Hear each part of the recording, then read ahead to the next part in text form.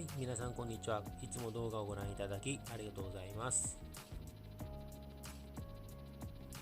今日の動画は、巻く、スピンですねについての動画になります。スピンっていうとですね、ドリラジオを始められた頃、皆さん、初心者だった頃ですね、思い出してもらえると、まず初めにぶち当たった壁なんじゃないかと思います。私もですね、最初の頃はよくスピンをしていてですね、どうやったら治るんだろうと一人でですね、周りの方に聞くこともできずに、悩んでいた時期を懐かしく思い出します。そこで、スピンの原因を、大きく3つに分けてですね、フロントタイヤ関連編、メカ関連編、応用編ということで、お伝えしていきたいと思います。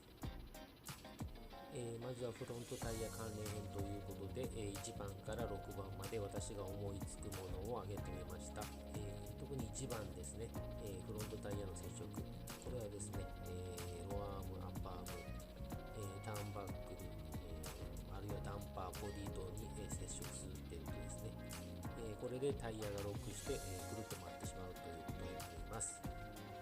次に多いかと思うのが切れ角が不足しているですね。切れ角を増やそうと思うと他のところに接触してしまうので、なかなかその辺りの調整が難しいとは思います。4番目に、ベアリングの劣化ですね。私の動画なんかでも上げてますけど、ベアリングは、スルスル回るとですね、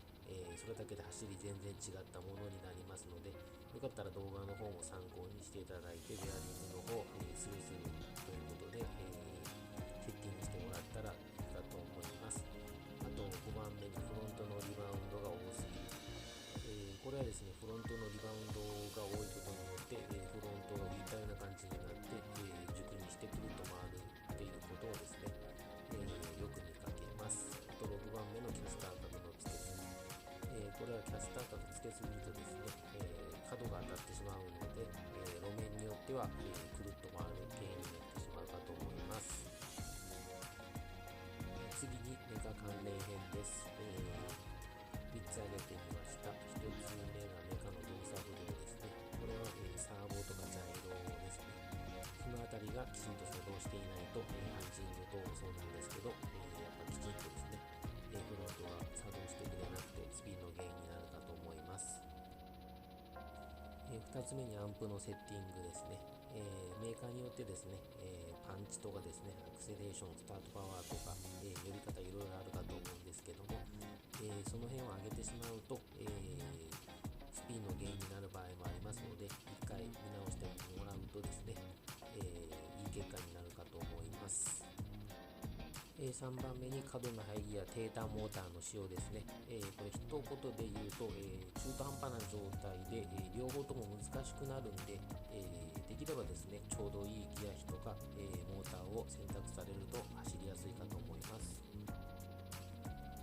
最後に応用編というところで、3つ挙げております。1つ目にシャーシと路面が接触するということで、初歩的なことになりますけども、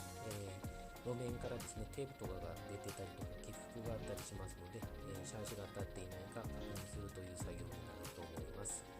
2番目にシャーシの重量配分が悪い。最近ギアにですね、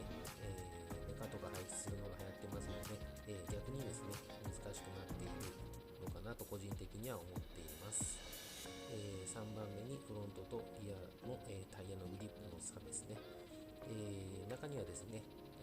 片型のタイヤを履いて走られている方もいらっしゃいますので、そうすると、くるっと回りやすい、原因になるかと思います。ちょっと駆け足で終わらせたんですけども、よかったらですね、チャンネル登録まだされて